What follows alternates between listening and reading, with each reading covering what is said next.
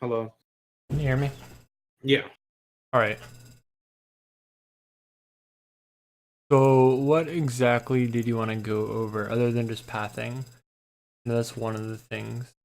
Knowing Um. pathing and knowing when to gank. Yeah. Pathing and ganking and opportunities for objectives mainly.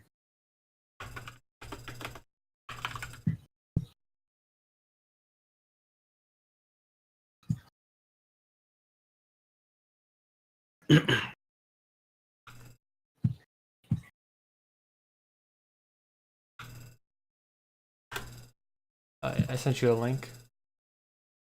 All right. All right. So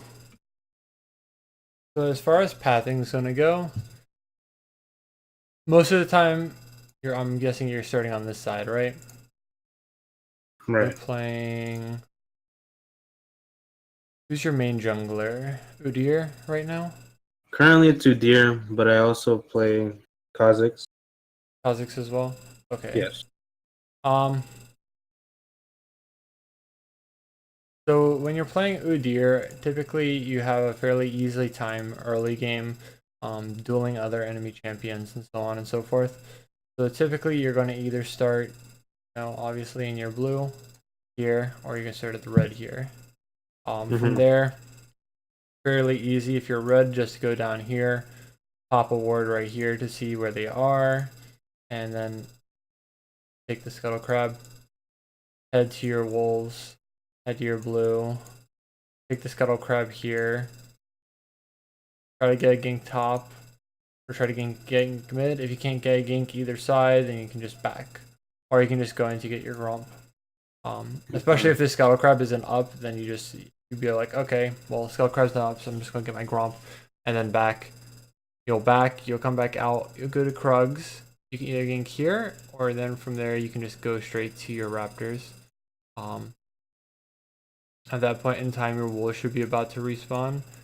You should get your Wolves then, your Gromp, and basically every time you're doing that, whenever you finish basically the camps in one side of the jungle or the other. So Uh-huh. you just finished the wolves, you just finished the gromp. From there, you're looking at these two lanes right here to see what's going on. The reason you would go top is because um your top laner is getting pushed under the tower, or this top laner is playing a bit aggressive. It's not exactly pushed under tower, but he's playing aggressive. Um, and so you can just go. If they're just playing aggressive, you just would walk up behind them like this. If your laner's pushed under tower, you would obviously just go through river here and cut around this corner.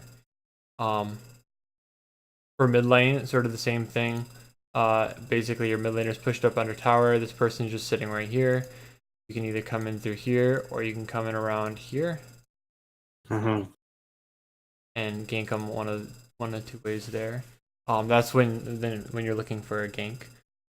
If there's no lane for you to gank, so the lanes are basically pretty even, nothing's really happening, so on and so forth. You want to be getting in the enemy jungle and placing wards when you can here and here.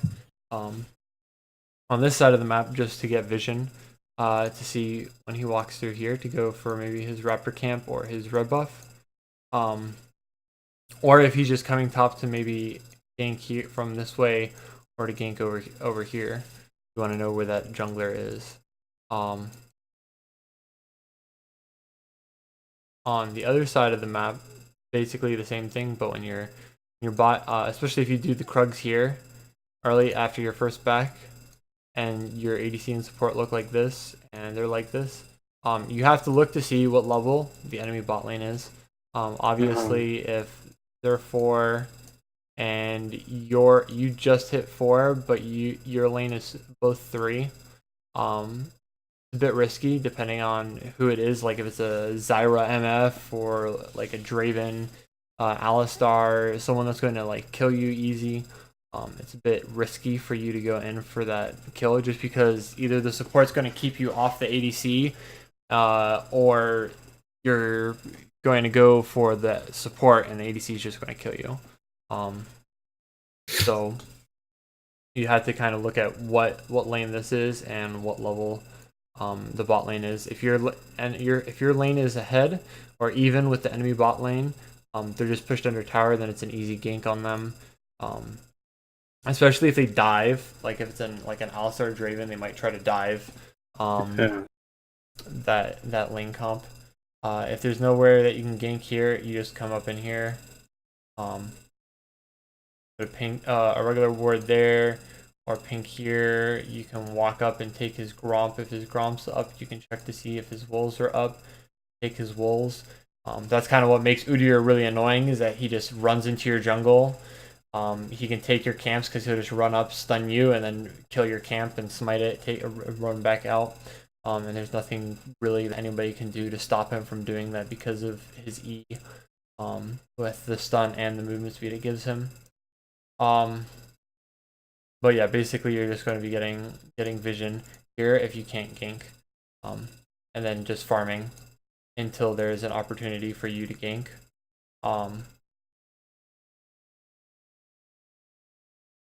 As far as the early game pathing, I showed you one of the paths that you can take with Udyr, where you can go from red or your blue Gromp and then the Scuttle Crab. You can do those two. The other one that you can do if you don't really feel like you can fight this early matchup is from red. You just go straight to the Scuttle Crab here, place a ward in this bush up top here. You know, when they come top, do the Scuttle Crab, your blue, your Gromp, your wolves, your raptors, and then back there. And from there you'll go and do your Krugs and get vision in the enemy bot side jungle to see if they're going to be coming back this way. Just because you know that most likely, since they didn't take the Scuttle Crab here and you just saw them on this ward here coming top, they most likely finished this, they most likely took that and this. So most likely where they're going to be coming next is they're either going to be coming to the Grump or the Wolves, depending on the respawn timers and how later on it is to the game and how fast you get back in toward that. But that'll help your bot lane know where basically the enemy jungler is. Okay. So that's another path you can take. If you are on the blue side of the map, as I showed you, you can do the Gromp and then the Belly Crab here. But you can also do, from here, you can go to Wolves. From Wolves, go to Scuttle Crab. The Scuttle Crab, you just, while you're doing it, you just place a ward over the wall to get vision of when they go to their blue. Then go to your red, your raptors, and then you can back there. And this is going to leave you up 2 camps. I'll leave you Krugs and I'll leave you Gromp. So from there, what you do is you look at the condition of these 2 lanes here, top and bot. If this looks like this, where your top laner is getting pushed in, you would gank top. If your ADC and support are getting pushed in, you would gank that lane. If both lanes are both of them are pushed in, you're looking to see which one of your team has higher HP or mana than the other side. So if they're even level and they're even level, and the same thing is happening here. If this person is like half mana, and your person's full mana, or they're half health and you're full health or whatever, or just, you know, any of those, you have the abilities up, someone has summoners, any of that, that's the gank, lane you want to gank. You know, if your ADC Right. and support got engaged on and dived early by the enemy bot lane and they didn't get any kills off, and then basically they burned flash and heal to survive the tower aggro here when they dived, then that's pretty good to go down there, because you know that the ADC and support don't have flash, and you know they don't have heal. You don't know if they have exhaust. They might have used it in that early fight, but you definitely know that they don't have heal or flash anymore. So that way you would want to go bot and take your Gromp and then just go here. Same thing with top. If you know they burn some type of summoners or whatever, you would go top. Especially if they have just used, if they have a TP and they have flash, because what will end up happening is you just kind of let the lane sit here. You get vision on this jungle right here, and then they're going to TP back in, and then you just go back top and you just kill them again. If they have Ignite, it's good as well, just because then you know that they don't have the damage that they kind of need to be able to kill both of you, because they're kind of relying on that Ignite for early game pressure in that lane. So that's the early pathing. Mid lane is kind of hard to gank. Typically what ends up happening is you're doing Scuttle Crab, one of them, and one of the mid laners decides they're going to engage on the other, and it just causes a huge fight early. You know, they're level 2, full all in, and then just basically would go straight towards mid, depending on whether your mid laner or their mid laner is extended. I just basically leave that Scuttle Crab there to keep walking. You can come back to it and trying to get that kill there. That is probably the best opportunity to gank mid. As far as mid go, it really depends on what laner is there. It's much easier to gank a lane where the mid laner has some form of CC. So if it's like a LeBlanc or Lux, Syndra, Annie, any of those, Malzahar, any of those champions, it's a little bit easier to gank that lane. You just kind of want to look for their level 6. And basically, when they're about to hit level 6, you want to basically be there for them to all in, and you'll be there as backup to kill them, kill the enemy laner as well. That's probably the best method for ganking mid is try to have a mid laner that has some form of CC. If it's an assassin like a Zed or something like that, Talon, Zed, Katarina, any of those, you're kind of looking for them to hit their level 6 as well. You also want them to have their summoners up, but more or less you're looking for the enemy laner to start engaging on them. It's a little bit harder for you to get a successful gank off there. It's more a reactive than a preactive gank there. You're just gonna kind of wait for either the jungler, you get vision of the jungler coming in to gank that lane, so you come back in too to sort of counter gank that, or just the enemy mid laners being super aggressive towards your laner, so you know that you can just come up behind them and CC them as Udyr, and then you're going to have to flash or something like that. But typically the Zed or Katarina, Talon, whatever, it's just going to kill them by that point if they get CC'd. Right. That's as far as ganking and pathing goes. All that makes sense to you? Yeah, it makes sense. That's mainly what I've been trying to do. Every once in a while, if I, usually see the jungler top, for example, the enemy jungler, and I notice that he doesn't have blue, and I see blue is up, I usually just try to counter jungle him there. But sometimes I feel like I'm not exactly doing what I should be doing, because I end up losing a lot of stupid games. Some my fault, some not my fault. I just want to find a way to carry, Yeah. Do you want to look at let's look at so that's the main thing you're looking at.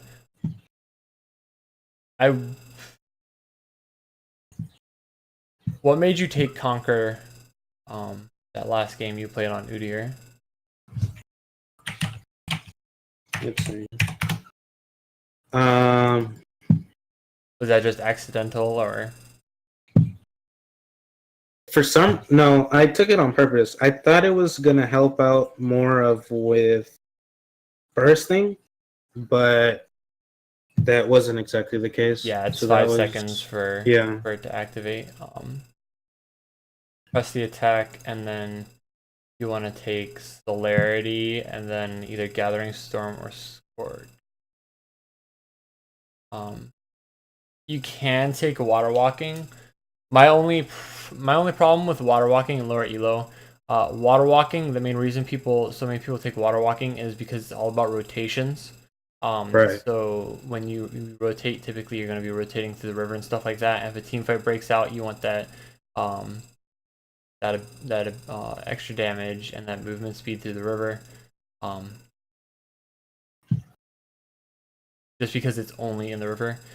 Scorch can actually be pretty helpful for Udyr just because obviously you have what's known as the dot, which is your Q. Yeah. Which is already going to do basically that extra damage. Deals bonus damage over 2 seconds. Yeah. All right. Yeah. So it's basically the Q is going to hit them, and then the Scorch is going to hit them at the same exact time. So it's just going to be like a bunch of extra damage that's going to hit them. Especially if you have Red Smite, because the Red Smite's going to do the damage over time as well. So basically you have 3 dots on that one person, and it's probably going to kill them. The other one you could take is more of a stay in game all time, which is going to be the Gathering Storm. So even if you fall behind, you have something that sort of helps bring you back into the game. If you're behind in items and whatnot, behind in gold. Personally, those two I would take over the water walking and lower elo, just because rotations and so on aren't going to be all that great. Any fighting you do in river, you should already be able to basically win if you play it out correctly as Udyr, because he's got his CC and then the dot. He also has his W, which gives him the shield and the lifesteal. There's just so many aspects that make him a really strong duelist and make him really aggravating to play against, especially versus assassins. Udyr counters Kha'Zix, he counters Shaco, he counters not exactly Rengar. He can counter Rengar, but most assassins he's going to counter early game junglers that are weak. Evelynn, Amumu, Hecarim, those junglers, he counters most of those champions. Even Wukong, he can do well against early game. Most of the champions he's going to be struggling with against early game. It's probably going to be Shyvana, just because Shyvana's not going to try to fight him. Nocturne's not going to try to fight him. Those champions that kind of wait until later on into the game and then have some ability that allows them to counter him. So Shyvana obviously gets super tanky later on into the game and basically jumps on and can one-shot almost anybody if she combos properly. And then Nocturne obviously has his fear and his spell shield, so you're not going to be able to stun him, and then he's going to fear you away, and then he's just going to kill you. But other than that, most junglers that people are playing now, except for like obviously Master Yi, Jin Zhao, you should be perfectly fine against in the river, fighting them, at least in the early game. And the early game was where you really, as Udyr, need to press your lead, and so that Scorch and that Gathering Storm is going to help you out a lot. Just because Scorch, you're going to run in with your E. You're going to auto attack them. You're going to Q them a couple times, and then they're going to flash or something like that. The Red Smite, the Q, and the freaking Scorch are going to just basically they're going to flash, and they're going to take like 300 extra damage from it, depending on like the time of the game and everything like that. Right. And the same thing with Gathering Storm. You're going to come in, but you're going to have more damage than your items say you have, so they're not exactly going to be expecting you to be doing that much damage. I would just try those two out and see how they treat you instead of water walking.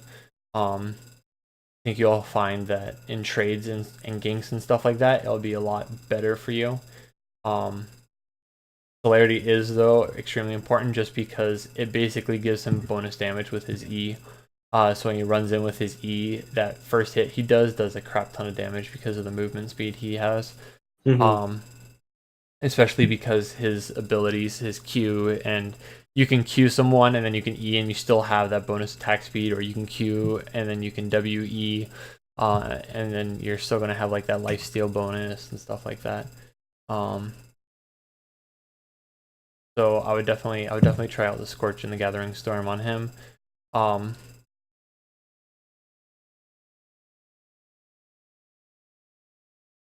Any reason why you do the QW build?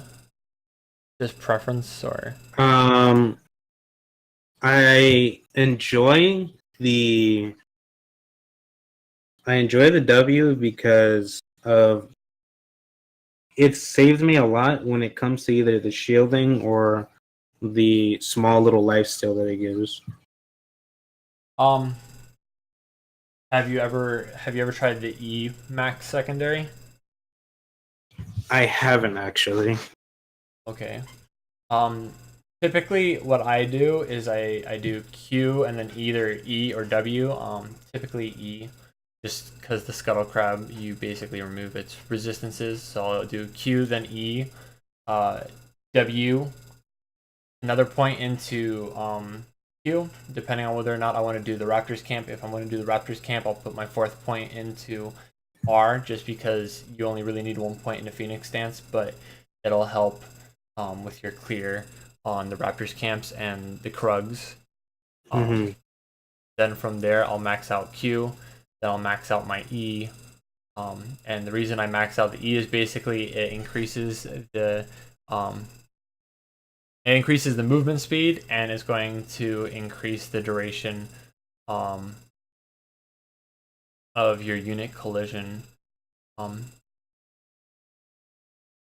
along with removing the mana cost. Each one of his abilities reduces the mana cost every time you do it. Yeah. But his E gives him unit collision avoidance along with the movement speed. So that's really helpful for him, just because when you go to gank, you want to be able to just go through as many minions as possible, um, without getting body blocked or anything like that. So that's just gonna help you gank a lot harder. And obviously the Q is your main form of damage, so you obviously want to do that as quickly as possible. Mm-hmm. Um, Nothing wrong with getting the Tiamat. Uh,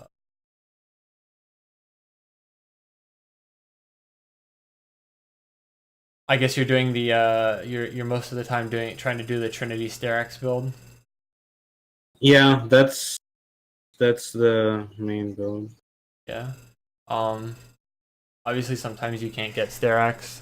They have heavy AP, so you have to build like a Maw instead of Sterax. Sterax is more for dealing with like assassins. Um, and sometimes you can't even do that. You have to go either Spirit Visage or Adaptive Helm or Dead Man's Plate. It kind of depends on what what they have on their team comp and what where you are in relation to the enemy team and where your team is in relation to the enemy team as well. If your team is behind, you can't really build more damage unless you're super far ahead. If you're super far ahead, you're just getting gold like crazy, and you need a little bit extra damage. And the Sterax is also going to give you, or the Maul is going to give you the resistances you need, basically, to not just get one shot when you go into a fight. Oh, Um, okay.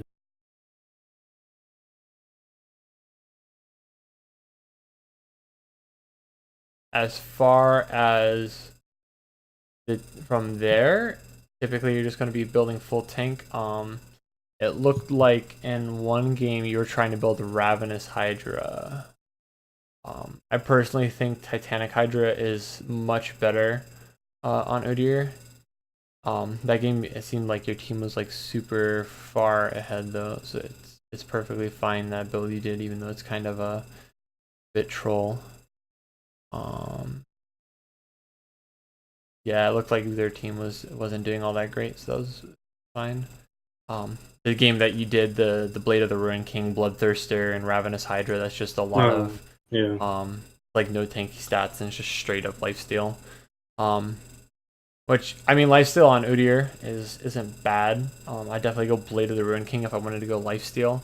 But it's much better to build tanky stats on him, just because he has enough damage. He already has lifesteal. He has CC. He doesn't really need to build that into items. It's built Okay. into his kit, and it's much better to build tanky stats on him, so he's not getting blown up every time he goes into a fight. And Titanic Hydra helps him out a lot with that.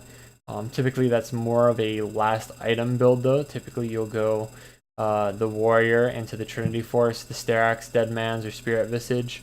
Then you'll build your second tanky item, which will either be Dead Man's, Spirit Visage, Adaptive Helm, Randuin's Omen, Thornmail, something like that, depending on what their team comp obviously is. And then from there, you'd build the rest of your Titanic Hydra. And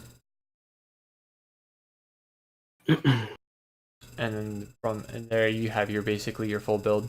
And the Titanic Hydra is just going to basically make it super hard to kill you because you have 2 resistance items. You have your 2 resistance items. You have your Trinity Force. You have your Warriors. And then basically they're just not going to be able to kill you. You have too many resistances, and then you have too much burst damage as well with your kit and the Trinity Force. So I'd definitely go much safer builds instead of this lifesteal build that you're kind of trying to go. Okay. Just because Udyr definitely has a very hard time in team fights. I'm not sure if you've ever noticed that, but he sort of runs in, he starts attacking someone, and if the enemy team turns on him, they just kill him pretty quickly. Yeah.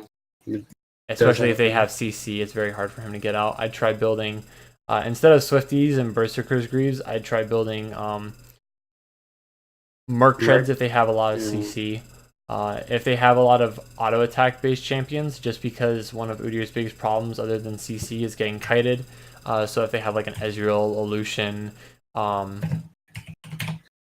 anyone that has like any ranged champions, Graves, people like that, I would try going the Ninja Tabbies just so you're not getting kited down before you even get onto someone.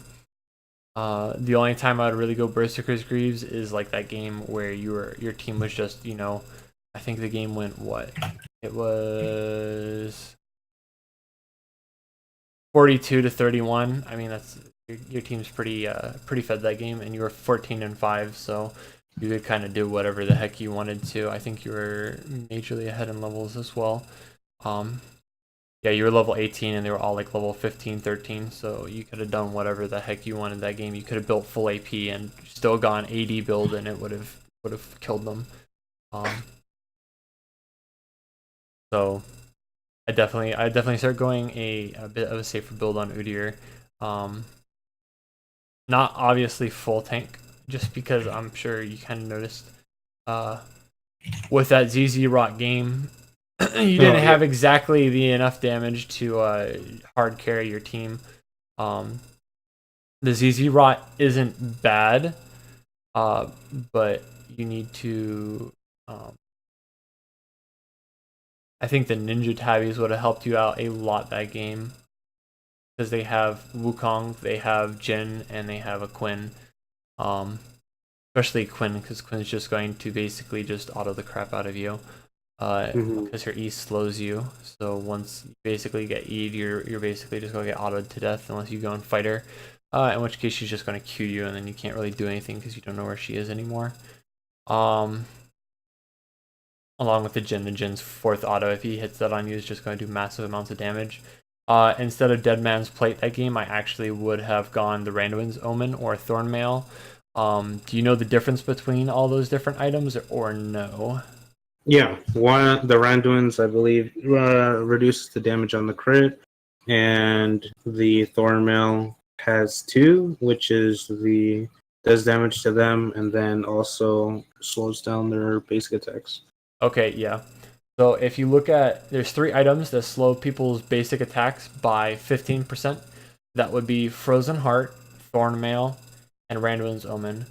Thornmail and Randuin's Omen, it is a unique passive, meaning that it is something that is unique to those 2 items alone, meaning that you can't stack it because they removed unique passive stacking. So you have to either build the Thornmail or the Randuin's Omen. In this case, I probably would have gone Randuin's Omen just because both Jin and Quinn both just stack a lot of crit. I mean, both of them had Storm Razor. Both of them had one of them had IE. One of them had Rapid Fire Cannon. The other one had Static Shiv. That's just a crap ton of crit. The Rando's Omen would have made it a lot harder for them to basically do anything. It also would have slowed them, considering that those two champions have a decent amount of movement speed as well. Quinn obviously has her ultimate and then her E and everything like that. If she goes E onto you, if you pop the Randuins, she's going to be a lot slower. And it's going to be a little bit easier to just get onto her, even if she Qs you, just because she's going to be slowed for the next couple of seconds. Same thing with Jin. Basically, when he goes to reload, you just run up to him, you Randuin's Omen, and he can't move anywhere. It reduces his attack speed and so on and so forth. You'll be able to, or his movement speed. You'll be able to E him and just basically kill him from there.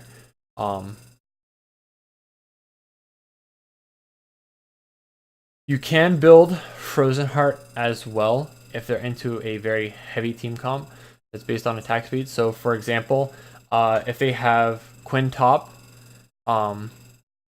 Yasuo mid, and then some attack speed champion in the bot lane, or they have like a Master Yi or something like that, you can go the Randuin's Omen and the Frozen Heart, because the Frozen Heart has the unique passive. It has, instead of a unique passive, it has a unique aura. So that means that the passive of it is, instead of it being people that are attacking you have 15% reduced basic attack speed, it is people around you within the aura have reduced basic attack speed. So that means that anybody attacking you will have 30% reduced attack speed, and those attacking your teammates when you're in that area will have reduced 15% attack speed. Don't build the core components. You have to finish one or the other first, because the item that gives that to those items is, I believe it's called the Warden's Mail. Yeah, Warden's Mail. Which gives is a unique passive. So that one gives 10% reduced attack speed for those attacking you. I believe last time I checked, I believe it's 10%.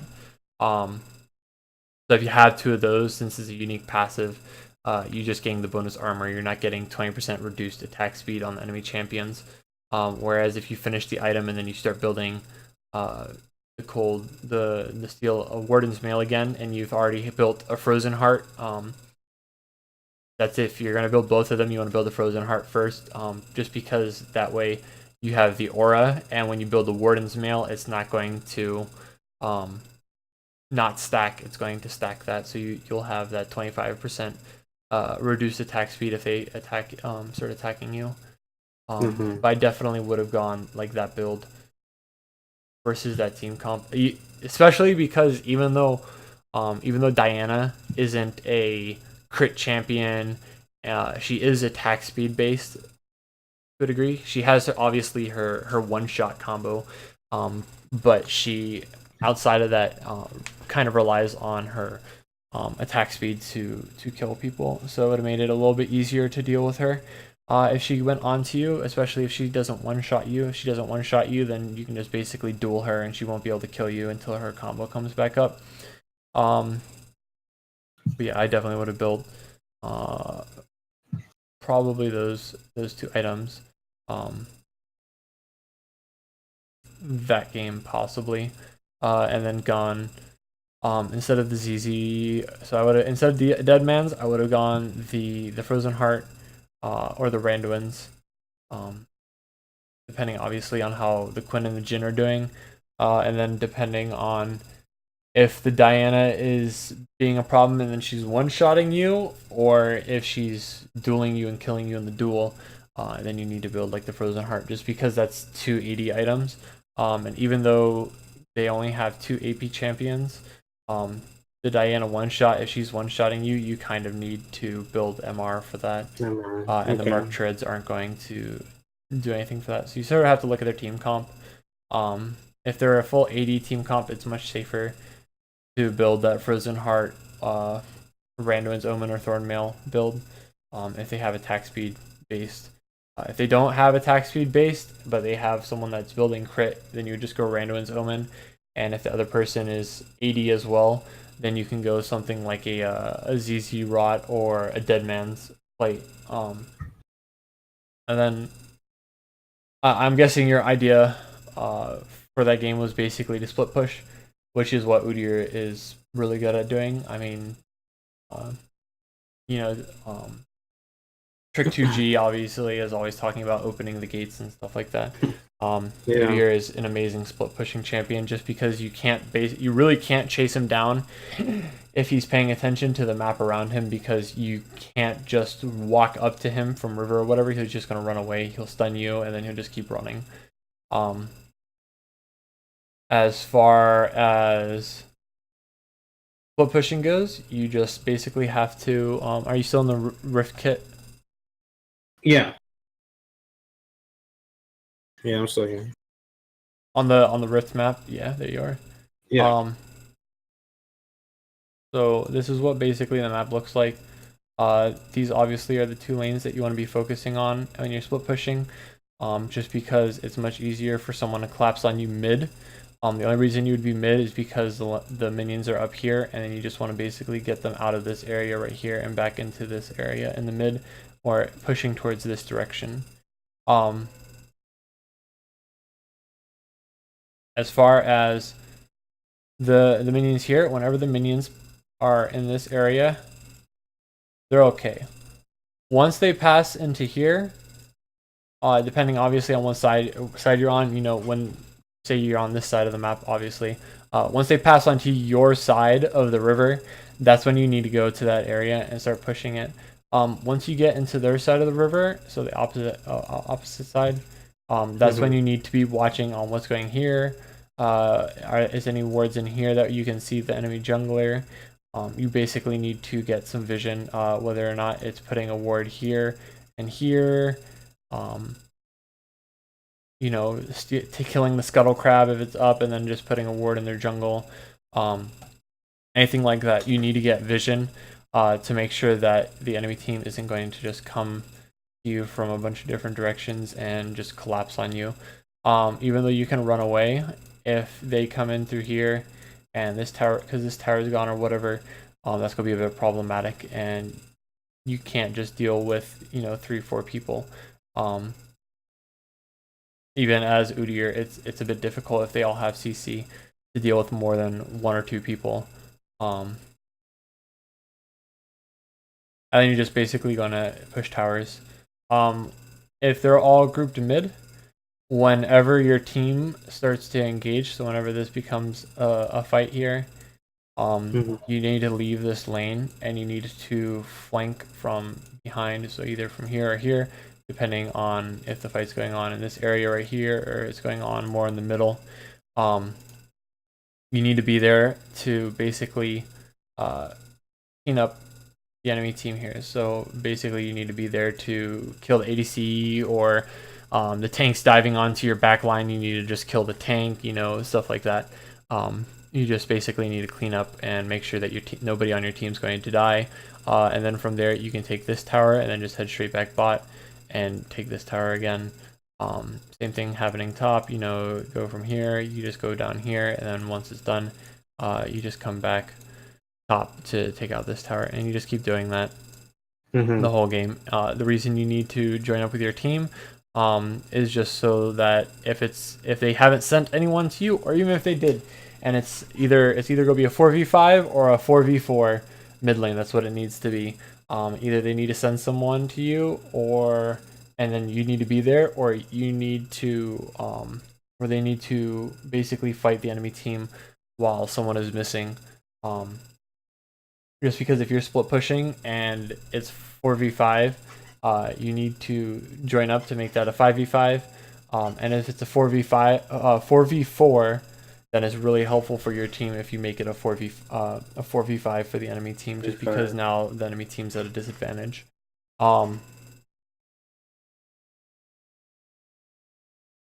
The only time you do not have to group back up with your team is if the enemy team is extremely far ahead, and there's no way that you're going to be able to do anything in that team fight. So say, for example, the game is your team has 4 kills and the enemy team has 20 plus kills.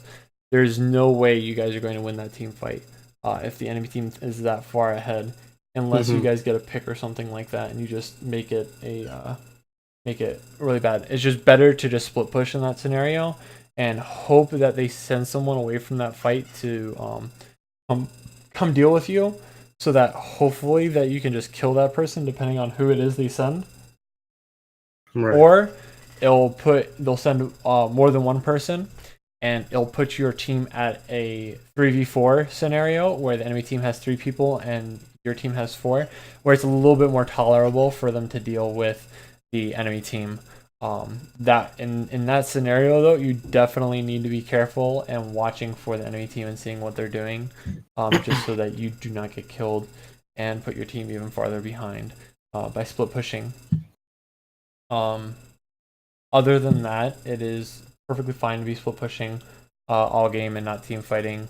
You obviously just need to be watching for whether or not a team fight or any type of fight in the mid lane is disadvantageous for your team, and in that case, you need to be there, because if the enemy team just takes all of your towers because you're split pushing top lane or bot lane or whatever, and they just take all your mid towers and they take your inhibitor, then they take your uh, Nexus towers and they take your Nexus and you're just taking their inhibitor, it's not that not worth that split push to allow them to do that. And same thing is if they go straight for the Baron afterwards, then it's gonna be even harder for you to split push, because they're just gonna send one person to deal with you. They're just gonna sit behind the tower, and there's Right. nothing you can do because you can't push that lane in at all.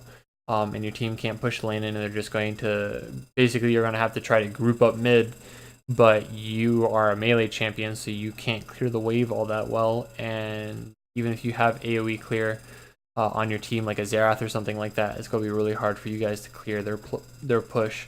Um, so you need to make sure that you're there as the game gets later and later for those mid team fights, just to make sure that the enemy team doesn't get a advantage where they can push an objective that will basically cost you the game. The only reason that you need to stop split pushing. The team mat's obviously going to help you split push your Q, all that. That's basically how mid game is going to go for you. It's just Right. split pushing. Any questions on that? Um, no, not necessarily. More of like a scenario kind of Okay. thing. So, for example, let's say, can I? Yeah, you can draw. Okay, okay. So, say I end up on bottom down here, and say this is more of the early game, and you see that my bot lane's feeding, and they're just getting demolished, and they already take this tower, and these guys, the enemy bot lane, decides to rotate and push mid lane. Okay. What should I be doing in that kind of scenario? Depends how far ahead that the enemy bot lane is. Depends where the mid laner is, and depends on how far ahead you are. So if you're fed and it's your mid laner is the only one defending that, and the enemy mid laner went somewhere else, whether they went bot, they went top, whatever. If it's just the ADC and the support there and the mid laner, if your mid laner is an assassin and they're doing fairly well, or they have CC, it's really easy if you're ahead to just go in and shut down that laner. Mm-hmm. You shouldn't really be giving the opportunity for the bot lane or any other lane to get ahead, because you're Udyr, and as I said, maxing the E second is really good, because it's going to make you be able to go into jungles, to go into lanes for ganks a lot faster. It's going to get you from camp to camp a lot faster. It's just overall going to make your movement around the map much faster Okay. than it has been where you're W maxing second. So you should be able to keep a hold of the ADC and support, but it's going to depend if they get ahead. It's going to depend on who it is, where the mid laner is. If it's 3 people mid, you can't really do anything about that unless your top laner comes in or your ADC and support join as well, because then it's a 4v3. And enemy team is not going to, most likely not going to win that, depending on obviously who the ADC and support are. If it's a Draven Zyra, it's going to be a bit difficult to kill those two. Otherwise, you should just be able to go in and just kill them. If you cannot kill them because it is a very bad lane, the best thing for you to do is just go bot or top and just try to push one of those lanes and just start taking towers. Okay, they all want to group up mid and take mid tower. I'm just going to take either their top or bot tower. You know, tower for tower sort of trade. Because typically what ends up happening is then they just give up they just are like, okay, we took the one tower, we'll just back off now. Because the Udyr is taking all our other towers, so we need to stop him, and then you just back in that instance, or just leave, so they don't go kill you. If they push for the second tower, then you can just keep pushing. The only time you really need to stop and go for them is if they're pushing for the inhibitor tower.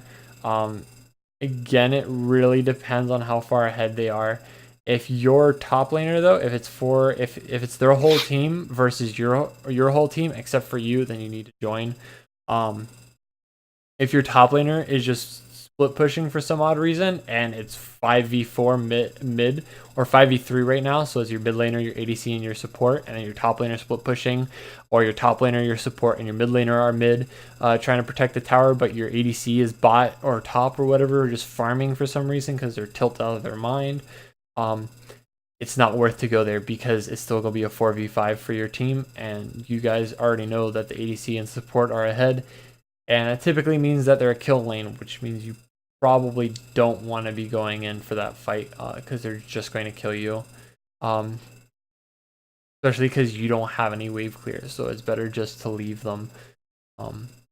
Leave your laners to hopefully that they have some AoE wave clear. Like it's an Ari or a Xerath, someone like that has ranged wave clear so that they can just clear the wave safely. But because you don't really want melee champions going in versus an ADC and whatever support that is, because they're probably just going to, especially if it's a Draven. I mean, I'm sure you've seen Dravens that get fed. You just throw one auto and the person's dead from full health to 0. Like, that's how strong Draven is. So it's better not to go into melee range for that type of wave clear. Especially if there's supports like a Brand or Zyra or someone like that that's going to CC you or just blow you up instantly. But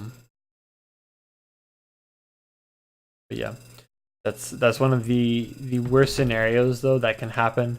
You really need to make sure if that's happening to you in games, you need to make sure that bot lane is not getting ahead like that. Whenever they start getting aggressive towards your ADC and support, you need to be there for your ADC and support to just come up behind and kill that ADC or kill that support, whoever the problem is. If it's like an Ashe support and then the support, or Ashe ADC and the support is like a Brand or a Zyra, Vel'Koz, someone like that that's just one-shotting your team, you need to kill that support instead of the ADC. If the support is like a Soraka, the thing is, if everyone goes onto the ADC, you can kill the ADC before the Soraka can heal her because you have CC. So she's not going to be able to just be DPSing the whole time that Soraka's healing her. That's kind of iffy. Janna lane is going to be a bit difficult, just because if you go onto the ADC, you can't stun her when the Janna ults. So it'd be better to go onto the Janna to force the Janna ult and try to and then go onto the ADC afterwards into a Janna lane, or just leave after that, just because the Janna's already ulted. You just have to pay attention to, that your E cooldown, your E has a cooldown to CCing people. You can't just constantly CC them. Right. So when you're going to gank that lane, you need to CC either the person that's going to cause a problem for you to kill the person that's doing damage, or you need to immediately CC that person before they can do any type of damage. If you're rounding, so say you're on Your team's on this side right here. As you're rounding here, you should be holding this wall, because this lane, you can see here where this team is right here. They can just see this area right here. All they can see is this. When they hit about this area right here, they still can't see past this. You can see here. Even if they come up here, Oh. and you're hiding against this wall, they still can't see you because it's doing that. So they still can't see you there. So this little lip right here, that's your friend whenever you're ganking bot lane. And you're trying to wrap around for down here because they won't be able to see you. So if you do something like this and they just leave, you know it's better not to go on to that. If they start engaging, then you know you can just run in and freaking CC the crap out of them with your E, and then just blow somebody up with your Q. Not forgetting to smite them or anything like that, obviously. Right. As far as that goes, any other questions within the next 10 minutes? So when would you say is the best opportunity to go for dragons, for example? Say that, you know, that everyone is in their lane, but you keep getting confronted. Let's say, for example, a Warwick keeps, fucking you over in your lane, and you're just trying to get the jungle objectives. The only way for you to get the jungle objectives, if the enemy jungler is sitting on you, is for you to pink the dragon or the Rift Herald, and the enemy jungler has to be on the other side of the map. If everyone is up, you also want to make sure that the enemy jungler is on the other side of the map, or that it's just pink worded, so that and no scuttle crab or anything like that is going to be coming up, because you just want to make sure. Obviously, watching the conditions of your lanes, because you don't want the Warwick to come bot from river, and see you doing dragon because your lane's pushing up, so they wants to gank that lane or something like that. You want to have it pinked, obviously, so that you know that you're not doing the dragon, whatever. But you would have to sneak it. And Right. the best way for you to get it is obviously to kill the bot lane, because then if the jungler and mid lane comes, it's 3v2, and your mid laner should come as well. And if just the jungler comes, then it's your ADC and support and you versus the enemy jungler. And you guys, the ADC and support should be able to push the jungler off, and you should just be able to kill the dragon. You're so far behind that the Warwick is just taking objectives, and he's always just following you around the map because he has your jungle warded. You should be getting pinks in a sweeper to those wards, so he can't just be tracking you the whole entire game. But you just have to basically give up objectives because there's no way you can do it. It sucks sometimes. I mean, I've had games where my bot lane loses, I'm destroying the jungler, I'm destroying mid lane, and I'm destroying top, but there's nothing I can do because the bot lane and the enemy jungler are ahead of me. Or not Right. the enemy jungler, but the enemy bot lane is ahead of me, Enemy so bot. I can't do anything about it. Because I can't deal with the bot lane and the jungler at the same time when I'm trying to do an objective. At most I could just try to steal it. Which is really risky, because if I'm ahead, then that's going to be putting me behind. And you really don't want to be doing it solo, even sneaking it, depending on what it is. If it's an Infernal or like Cloud Drake or the Mountain Drake, then it's okay to try to sneak it. I wouldn't try to sneak an Ocean Drake just because Ocean Drake doesn't really help all that much. Whereas the Cloud Drake's going to help you roam a lot better. And it's going to get from lane to lane. Infernal's obviously going to help put your team back into the game by giving them some extra damage. Same thing with Mountain Drake. It's going to help them take towers and objectives a lot easier. So those are a little bit more worth trying to steal. But the main reason I wouldn't try to solo steal it and it is because it does take a little bit extra time to do it solo, and because of that, you're also putting yourself at risk of getting caught by someone on the enemy team just randomly stumbling upon you because you already pink warded it. If you do pink ward it and there's wards in there, you just need to kill the ward that's in there, and because otherwise, if they notice that the ward is being blocked, especially if they have a pink ward in there as well, or you killed the ward or whatever, then it's kind of going to make them suspicious. You're going to be like, yeah, he's probably doing the dragon, and going to all converge on you, and you're going to die. And since the dragon takes extra time, it's not that easy to do it. And also, it takes the enemy jungler's probably done 2 or 3 camps by the time it takes you to do that dragon, and the dragons Rift Herald do not give that much experience compared to 3 camps. So it puts you behind a bit in levels, and it's gonna definitely put you behind if you get caught. Kind of have to be careful, really careful with that.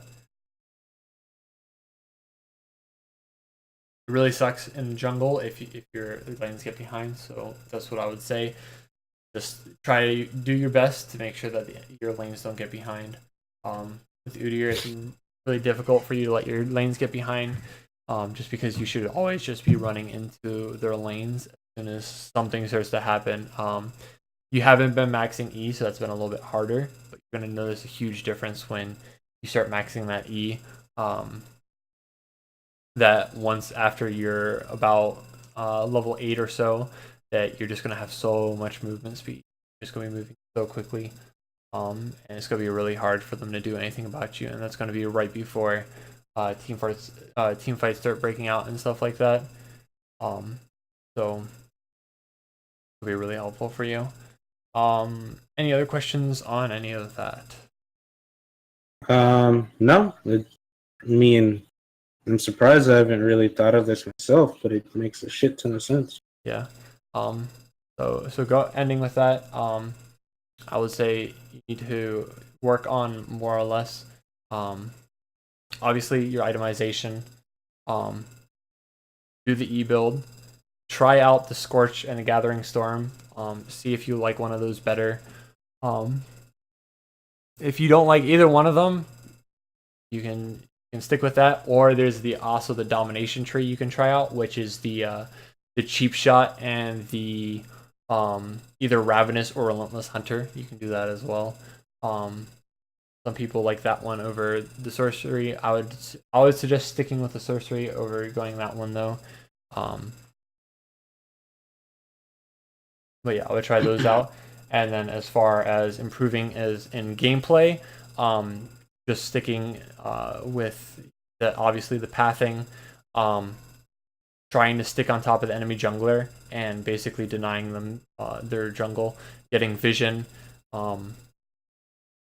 pushing lanes so that you can take towers, and then whenever your team is fighting, just being there for your team. That's basically what you need to focus on, is map awareness for split pushing and team fights, and then map pressure as well for being there for your team. Lots of ganks and putting the enemy jungler behind. If you have any other questions about that, you're always free to message me on Discord. Otherwise, that is everything for the lesson. All right. If I would want you to watch either live game or a replay, would I have to book you again, or just simply ask? Book me again if you can. If I'm not doing anything, I'll probably say fine, we can do a live game or something like that. But I'm typically probably doing something, so it'd just be easier to book me just so that I can know that I need to be there for that time to watch a video or do a live game video with you. Okay. Alrighty then. All right. Well, I appreciate the time that you took. You too. To help out. No problem. Have a great night and good luck. Good night.